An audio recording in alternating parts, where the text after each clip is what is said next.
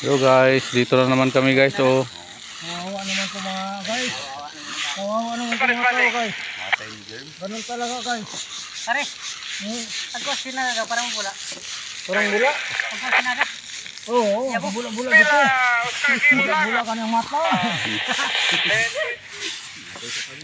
Ay nako.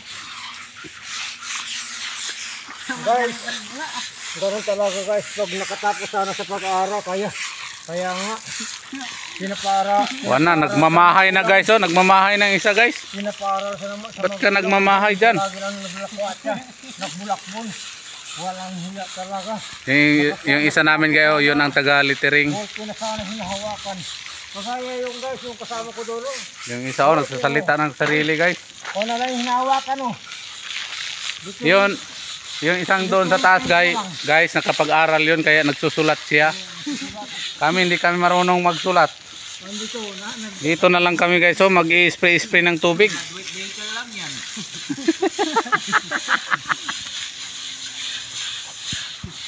Yun guys, sa katapos ng grade 2 kami, hanggang grade 1 lang kami.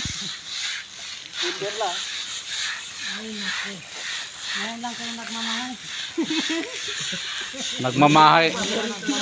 Bakit sila nagmamahay ngayon? Huli na ang pagmamahay. Ayan. Ano lagay nyo guys? Hindi ba kayo guys? Anong lagay niyo? Bitay pa. Hindi ka mo kawaw. Ibak lang. Puro yung iba guys. Mabuti pa to sa amin guys. Kaya naglilinis kami ng court. Yung iba. Natulog. Nagpalaki ng bayan. Dito kami guys sa ano, para makalaro na kami.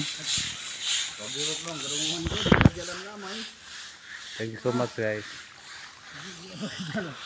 Kaharad ko yan.